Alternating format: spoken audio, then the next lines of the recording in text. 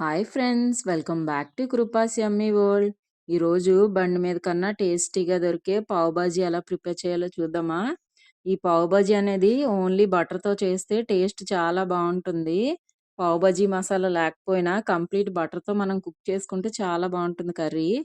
ముందుగా కొంచెం బటర్ తీసుకొని అది కరిగిన తర్వాత ఆనియన్స్, చిల్లీ వేసి ఫ్రై చేసుకోండి. అవి కొంచెం ఫ్రై అయిన తర్వాత జింజర్ గార్లిక్ పేస్ట్ కూడా వేసుకొని ఫ్రై చేసుకోండి.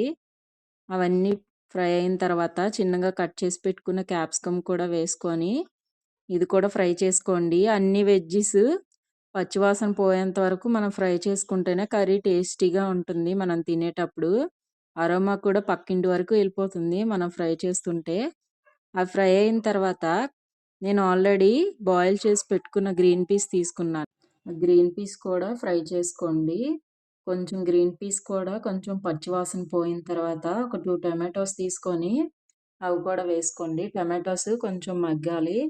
అవి కొంచెం మగ్గిన తర్వాత ఒక స్పూన్ కారం, హాఫ్ స్పూన్ జీరా పౌడర్, హాఫ్ స్పూన్ ధనియా పౌడర్, కొంచెం కసూరి మేతి అనేది దీనికి మొత్తం టేస్ట్ అనేది వస్తుంది. మనకు పావు బజీ మసాలా లేకపోయినా కసూరి మేతి మాత్రం కంపల్సరీగా వేసుకోవాలి. ఈ కసూరి మేతి కూడా వేసుకున్న తర్వాత ఈ స్పైసెస్ అన్నీ కొంచెం పచ్చివాసన పోయేంత వరకు ఇవి కూడా ఫ్రై చేసుకోవాలి. ఇదంతా సిమ్లో పెట్టి మాత్రమే ఫ్రై చేసుకోవాలి. ఇవి కొంచెం ఫ్రై అయిన తర్వాత ఒక పెద్ద పొటాటో బాయిల్ చేసి పెట్టుకున్నాను. ఆ బాయిల్డ్ పొటాటో వేసుకొని స్మాషర్తో ఇక్కడ నేను చూపిస్తున్నట్టు స్మాష్ చేసుకోండి. వెజ్జీస్ అన్నీ పొటాటోతో కలిసినట్టు స్మాష్ చేసుకోండి. ఇక్కడ నేను చూపిస్తున్నట్టు మరీ పేస్ట్లా కాకుండా కొంచెం కచ్చాపచ్చాగా ఉన్నట్టు ఇక్కడ నేను చూపిస్తున్నట్టు స్మాష్ చేసి పెట్టుకోండి. ఆ తర్వాత కొంచెం వాటర్ వేసుకొని మీడియం టు లో ఫ్లేమ్లో పెట్టుకొని ఇదంతా కుక్ చేసుకోండి. దగ్గరకు వచ్చినంత వరకు మనకి టెక్స్చర్ రావాలి. నేను ఇక్కడ చూపిస్తున్నట్టు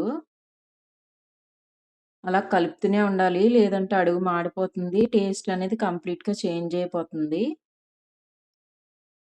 అది కొంచెం బాగా చిక్కపడిన తర్వాత ఇంకొంచెం బటర్ వేసుకోండి. అప్పుడు టేస్ట్ ఇంకాస్త ఎక్కువ అవుతుంది. బటర్ కూడా వేసి ఆ బటర్ కరిగినంత వరకు కలుపుతూ కుక్ చేసుకోండి.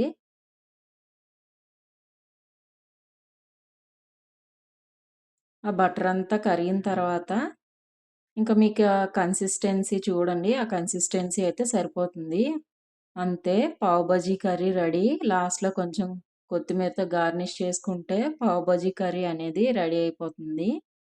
తర్వాత బ్రెడ్ కోసం పావ్ బజీ బ్రెడ్ మనకు దొరుకుతుంది కదా, ఆ బ్రెడ్ తీసుకొని ఆ బటర్తోనే అది కూడా ఫ్రై చేసుకోవాలి. అప్పుడే టేస్ట్ బాగుంటుంది. రెండు వైపులా బటర్ వేసుకొని బాగా కాలేంత వరకు 2 సైడ్స్ బాగా కాల్చుకోండి బ్రెడ్ని, అటు సైడు ఇటు సైడు. అంతే, సూపర్ టేస్టీ బన్ కూడా రెడీ.